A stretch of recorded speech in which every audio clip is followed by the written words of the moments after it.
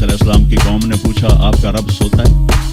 بڑے پٹھے سیدھے سوال کر دیتا. ابھی فرعون کو ڈوبتے دیکھا سامنے, اور فرعون کے لشکر کو ڈوبتے دیکھا. ابھی ان کے پاؤں گیلے تھے, چند قدم چلے تو آگے ایک بستی میں ایک بت تھا جس کی بستی والے پوجا کر رہے تھے. تو کہنے کہ موسیٰ اجعل لنا الہا کما لہم آلہہ, قرآن کی آیت ہے, موسیٰ ایک ایو جا خدا سانو بھی لے دے, اسی میں انہوں متھا ٹیکیے. فٹے منہ توڑا وہ ہونے تو تسی ویکھیا کہ کیویں رب نے تہاڈی مدد کیتی ہے, ہن پتھر دا بت منگدے پئے ہو میرے کولوں. تو عجیب و غریب سوال کرتے تھے. تو کہنے لگے رب سوتا ہے؟ موسیٰ علیہ السلام نے ان کو ڈانٹ دیا. اللہ تعالیٰ نے کہا نہیں, ایسا کر رات کو نا 2 پیالے لے کے کھڑے ہو جا پانی کے, خیال کرنا یہ پیالے گرنے نہ پڑے. موسیٰ علیہ السلام بڑے طاقتور ہستی تھے, پیالے لے کے کھڑے ہو گئے, کھڑے اونگ آنے لگی. ایک چٹکا لگا سنبھال لیا, دوسرا لگا سنبھال لیا, تیسرا چٹکا لگا تو پیالے گر گئے, ٹوٹ گئے, پانی بہہ گیا. موسیٰ سمجھانے کے لیے تھا اگر تیرا رب بھی سو جائے تو یہ زمین آسمان کے پیالے ایسے ٹوٹ کے بکھر جائیں. لا تأخذہ سنۃ ولا نوم, لا تأخذہ سنۃ ولا نوم.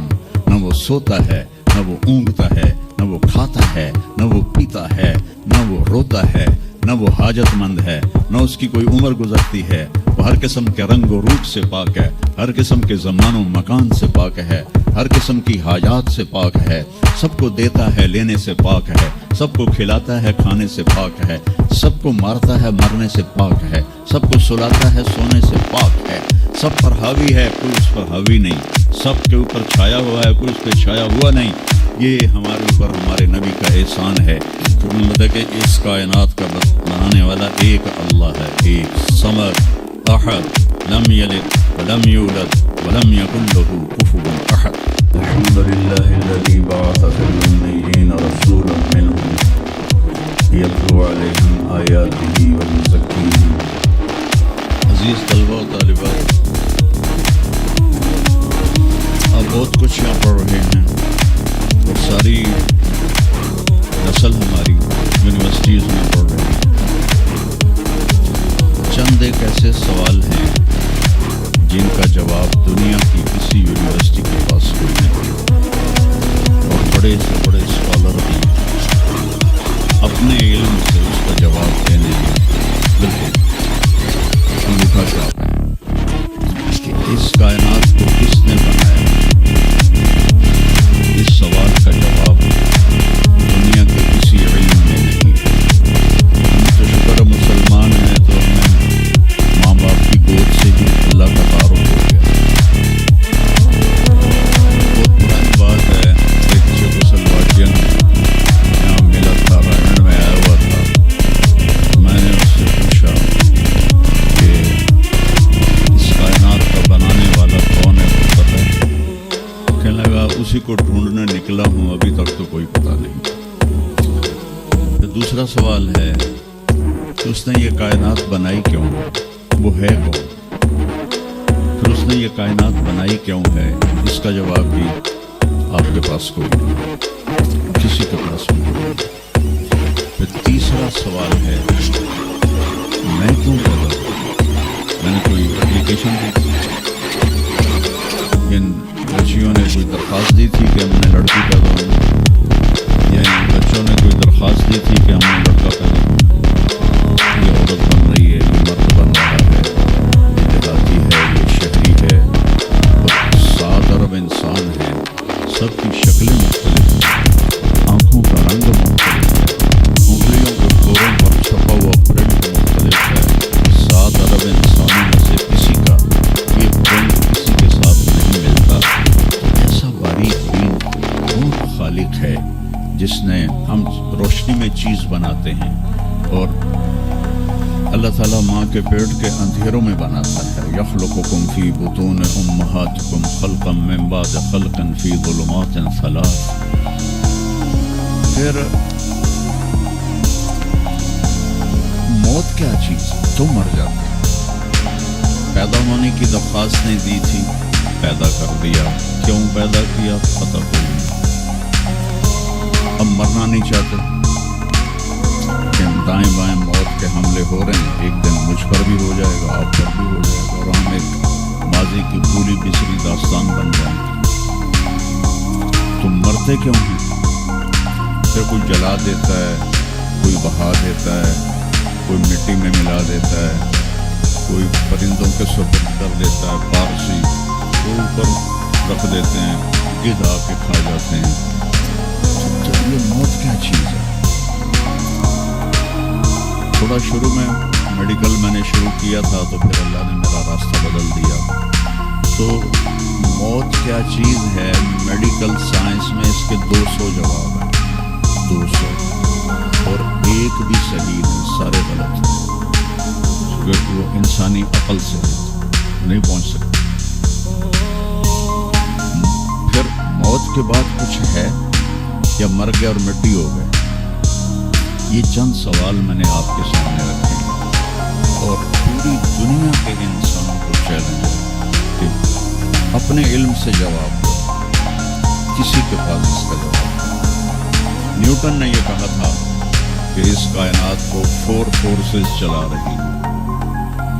عبدالسلام نے، پاکستانی سائنسدان اور 2 امریکن سائنسدان، 1976 میں یہ ثابت کیا کہ اس کائنات کو 4 نہیں 3 طاقتیں چلا رہی ہیں۔ اسٹیفن ہاکنگ نے چند سال پہلے یہ ثابت کیا کہ اس کائنات کو 1 طاقت چلا رہی ہے۔ اس سے پوچھا گیا وہ اللہ ہے؟ کہنے لگا نہیں، اللہ نہیں ہے۔ اس کے پاس وحی کا علم نہیں تھا، وہ اتنا ہی اندھا ہے جتنا ایک ان پڑھ اندھا۔ تو اس سے پوچھا گیا کیوں؟ تو کہنے لگا پھر سائنس کی ترقی رک جائے گی اگر اللہ کو مان لیا جائے۔ یہ وہ سوال ہیں جن کو جواب ڈھونڈتے ڈھونڈتے عمر گزر جائے گی، آپ ڈھونڈ نہ پاؤ۔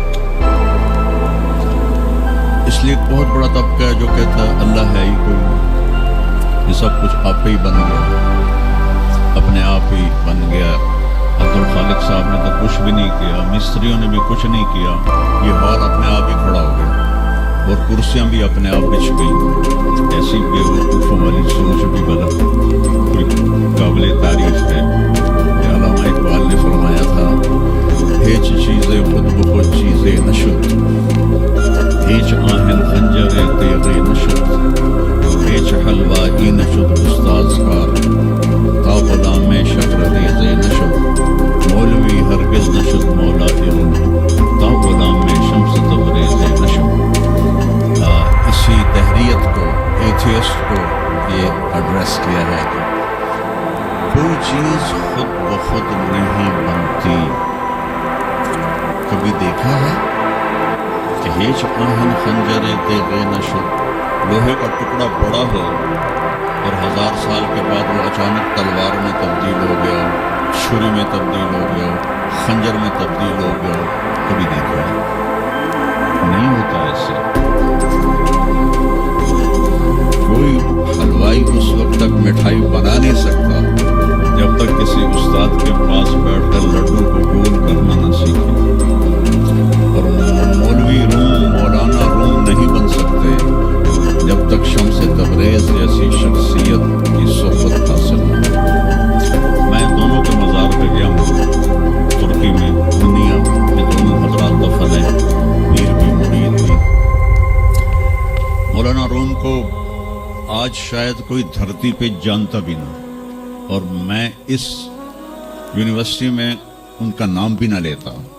وہ ایک فلسفی عالم تھے اور منطقی عالم تھے۔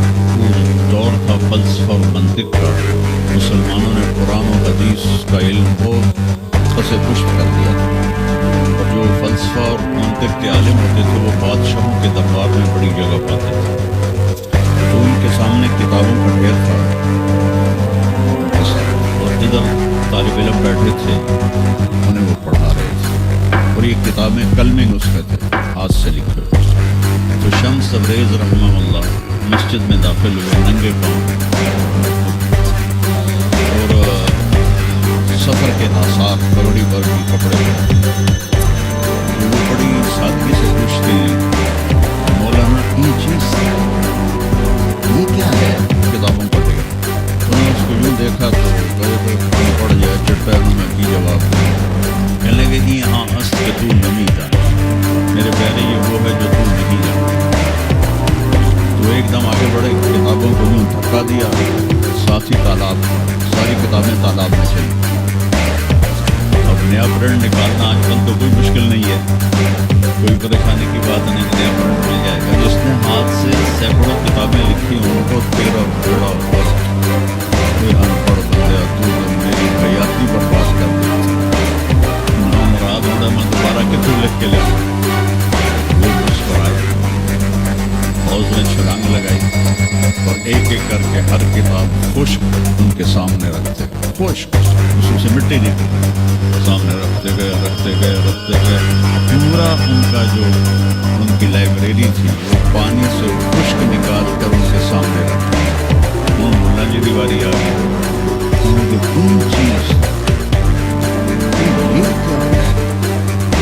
چیز یہ کیا ہے؟ تو شمس تبریز بولے یہ وہ ہے جو تو نہیں جانتا. جس کو علامہ رحمۃ اللہ علیہ نے کہا مولوی ہرگز نشد مولا جو تا غلام ہے شمس تبریز سے شد. یہ ہمارے خاندان والے شمس تبریز نہیں ہے یہ شمس سب سواری شمس تبریز تو اس دنیا میں ہے ان کے مزار قریب ہے. ایک طبقہ ادھر چلا گیا کہ آپ ہی بن گیا تھا ایک دھماکہ ہوا تھا وہ دھماکہ فرض کر یا اٹھا کر پٹاخے چھوڑ اب لوگ ان دروازوں سے کیسے نکلیں گے بھاگتے ہوئے کہ بڑے آرام سے. عبدالخالق صاحب جو تم چڑھ کے جاؤ گے یہ ساڑی جان بچے.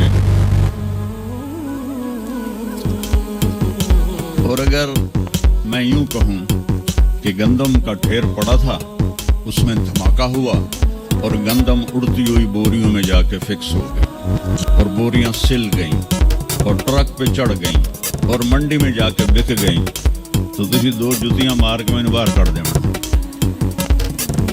ایک دھماکہ ہوا وہ دھماکہ اتنا قابل تھا اتنا علم والا تھا کہ اس سے دو طاقتیں پیدا ہوئیں ایک سپیڈ کی اور ایک مقناطیس کی.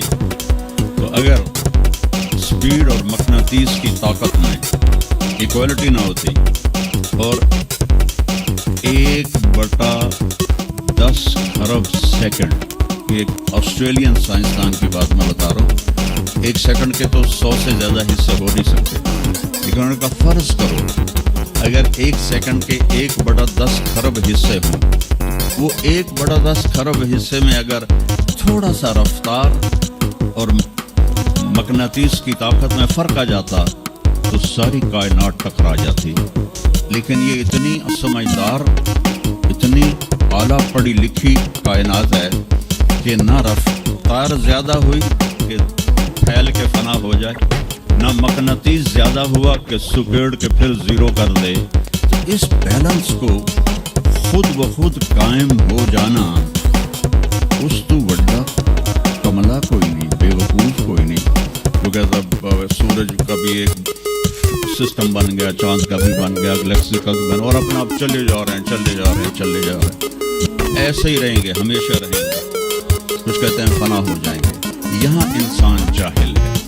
اس جہالت کو دور کرنا سب سے پہلا علم ہے. اگر مرتے ہوئے مجھے پتہ چلا کہ یہاں تو معاملہ کچھ اور ہے جو لوٹ آئیں تو کچھ کہنا نہیں بس دیکھنا انہیں غور سے جنہیں راستوں میں خبر ہوئی کہ یہ راستہ کوئی اور تھا. چلتے چلتے پتہ چلا کہ ہم تو کہاں پہنچ گئے.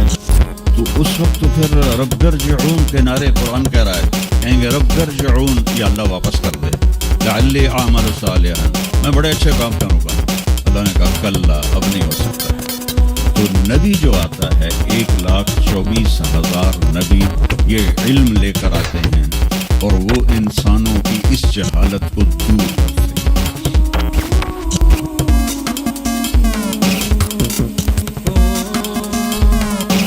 سب سے آخر میں اللہ تعالیٰ نے جناب رسول اللہ صلی اللہ تعالیٰ علیہ وسلم کو پیدا کیا. ان کی زندگی کو قیامت تک کے لیے نمونہ بنانا تھا. قیامت تک کے لیے وہ نبی بن کے آئے. لکل قوم ہاد، ہر قوم میں نبی آتے تھے، لیکن ہمارے نبی کے بارے میں اللہ نے کہا وما ارسلناک الا کافۃ للناس بشیرا ونذیرا، ہم نے آپ کو پوری دنیا کے انسانوں کے لیے بھیجا ہے. تو اس کے لیے ضروری تھا کہ آپ کی زندگی کی ہر چیز کھلی کتاب کی طرح آج بھی ہمارے سامنے موجود ہو. اگر میں آپ کے طریقے پر چلنا چاہوں تو میرے پاس مواد موجود ہو. تو یہ واحد نبی ہیں جن کی ہر چیز اللہ تعالیٰ نے محفوظ کی. کسی نبی کی پوری زندگی محفوظ نہیں، کسی نبی کی. آدم علیہ السلام سے لے کر عیسیٰ علیہ السلام تک کسی نبی کی مکمل زندگی موجود نہیں ہے. اور ہمارے نبی کی زندگی پیدائش سے لے کر آنکھ بند ہونے تک ایک ایک پل کی زندگی آپ کی ہمارے پاس موجود ہے. میں نے ایک آیت پڑھی تھی لقد جاءکم رسول من انفسکم. میں موریتانیہ گیا، وہاں پڑھتے ہیں لقد جاءکم رسول من انفسکم.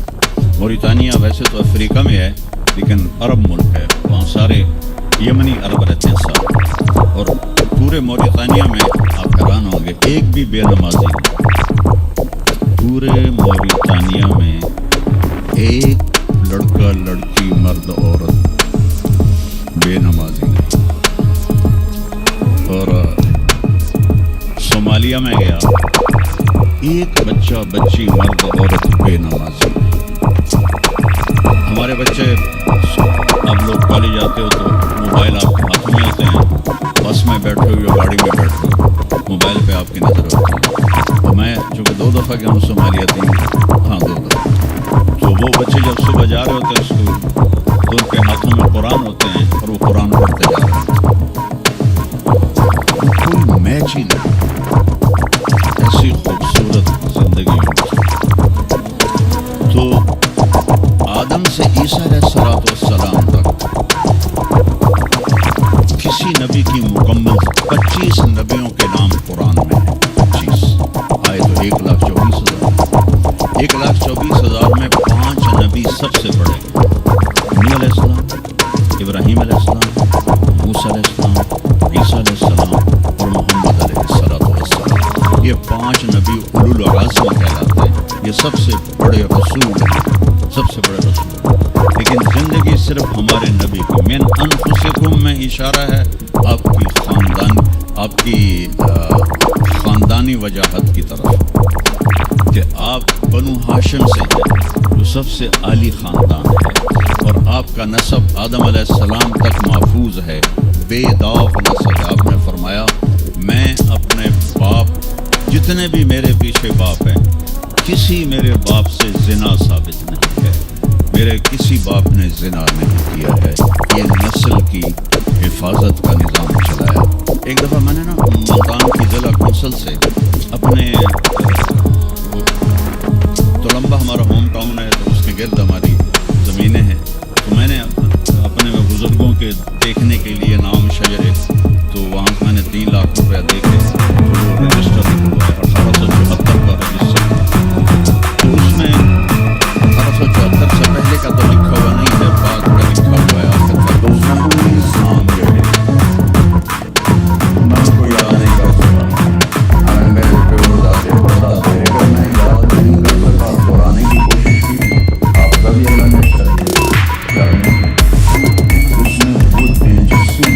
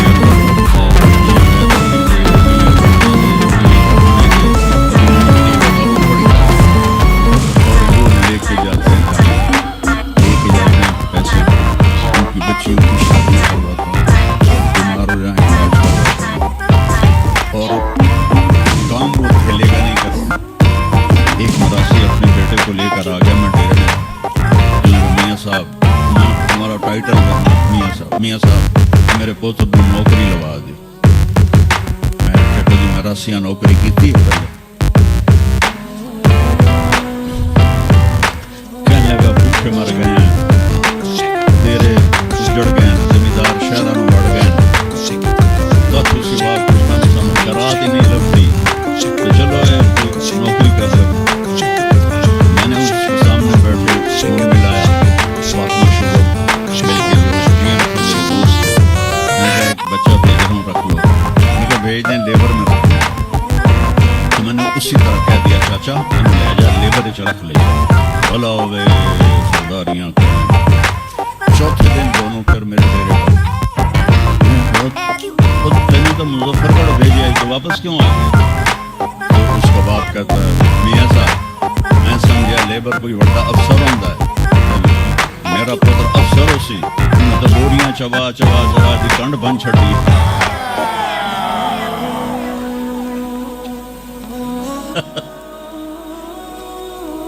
मैंने कहा मैं तो पहले आके आई रास्ते जड़े होंगे ना सिर्फ गल्लां दी रोटी खाते हैं।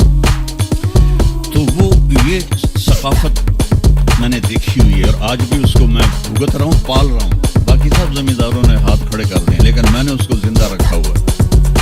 मिन अनफुसिकुम लक़द जाअकुम रसूलुम मिन अनफुसिकुम। ये वाक़या है सुबह 10-11 बजे, तो ऑफ सीजन था, इतना रश नहीं था। असर के बाद मैं निकला नमाज पढ़ के, तो एक लड़का भागा भागा आया, कहा जी आप मौलाना तारिक जमील है? मैं कहा जी। मैं कहा तुम मुझे पहचानते हो? कहा नहीं जी आपके साथ लोग थे काफ़ी, तो मैंने एक आदमी से पूछा कि ये कौन है, तो उन्होंने कहा ये मौलाना तारिक जमील। कहा जी मैं अभी असर की नमाज में पहले आ गया, ये असर के बाद मुझे वो बात बता रहा है। मैं असर की नमाज से पहले आ गया था, पुरानी मस्जिद में जगह मिल गई, बैठे बैठे मुझे नींद आ गई। तो मैंने ख्वाब में अल्लाह के नबी को देखा, उन्होंने फरमाया कि तारिक जमील को भी मेरा सलाम है। तो वो जो मेरा पीढ़ी पढ़ के सलाम अर्ज करना था वो बारगाह रिसालत में कबूल हुआ। लक़द जाअकुम रसूलुम मिन अनफुसिकुम। कहाँ से लाओगे ऐसा रसूल कि जिसकी जिंदगी की हर चीज महफूज हो। फिर अफ्रीका में पढ़ते हैं मिन अनफसिकुम, अनफस कहते हैं नफीस को, ऐसा नफीस कोई है। एक बद्दू औरत थी, जब आप तशरीफ ले गए ना हिजरत करके मदीना, तो राबिग एक जगह थी, वहाँ भूख लगी प्यास, तो एक खैमा देखा, वहाँ पहुंचे तो बुढ़िया बैठी थी, उसका नाम था उम्म माबद अल-खुज़ाइया। तो आपने सवाल किया माँ जी हम मुसाफिर हैं, कोई खाने को मिलेगा? तो उन्होंने कहा बेटा कहत का ज़माना है, कुछ भी नहीं। एक बकरी बीमार और कमज़ोर और बिन ब्याही खड़ी हुई थी। आपने कहा इस बकरी से दूध निकाल लो। तो उसने ऐसे बड़ी हैरत से देखा कि ये अरब हो के ऐसी बात कर रहा है कि जिस बकरी से दूध निकाल लो। तो वो कहने लगी ये तो बिन ब्याही है, इसका तो वैसे भी इसके जिस्म पर बोटी नहीं है, इससे एक कतरा भी कोई नहीं। तो माँ जी आप इजाज़त दें? ठीक है। तो वो आपको गौर से देखने लगी क्योंकि अनहोनी बात हो रही है। कितना बड़ा बर्तन आपने लिया और उसके थनों को यूं हाथ लगाया तो वो छलक के मशकेज़े की तरह नीचे आया और आपने दूध निकाला, फुल आपने हज़रत अबू बकर को पिलाया, आमिर बिन फुहैरा को पिलाया, अब्दुल्ला बिन कुरैकत जो आपके रहबर थे, आखिर में आपने खुद पिया, तब दोबारा नीचे बैठे उसके और फिर निकाल के पूरा जग भर के रख के दिया। बकरी की उम्र होती है 7 साल, 7 साल तक या ज़बह हो जाए या वो खुद मर जाए। बहुत कम होता है कि कोई बकरी 7 से 8 साल हो जाए। ये इस बकरी को मेरे नबी के हाथ लगे थे, ये बकरी 22 बरस जिंदा रही, 22 बरस, और इसको ज़बह नहीं किया गया, ये मर गई, खुद ही मर गई, वो नबी के हाथों की बरकत। शाम को उसका खामद आया अबू माबद, ये दूध कहाँ से? तो उम्म माबद कहने लगी उस बकरी से, पागल हो ہو گئی یہ بکری دودھ دے سکتی ہے لیکن میں بھی یہ سمجھائی نہیں دینی پر کوئی جادو کر آیا ہے وہ ہاتھوں کی کرامت آئی ہے جگ بھرا پیا کہنے کا ان عتیدی مجھے اس کی صورت بتاؤ وہ کیسا تھا مجھے لگتا ہے یہ وہ قریشی ہے جس کی خبر مشہور ہو گئی ہے کہ وہ مکہ چھوڑ کے مدینے جا رہا ہے اب وہ بولی ترجمہ بعد میں کروں گا آپ الفاظ کا ردم اور اس میں جو موسیقی ہے اس کو آپ تھوڑا محسوس کیجیے رأیت رجلا ظاہر الوداع ابلج الوجه حسن الخلق لم تعبه ثجلة لم تزر به صعلة وسيم قصيم في عينيه دعج في أشفاره وطف في صوته سحر في لحيته كثافة في عنقه سطع إذا تكلم علاه البهاء وإذا سكت علاه الوقار من أنفسكم میں نے ایک شخص دیکھا مجھے یوں لگا جیسے 14ویں کا چاند ہی کپڑے پہن کے زمین پہ آ گیا ایسا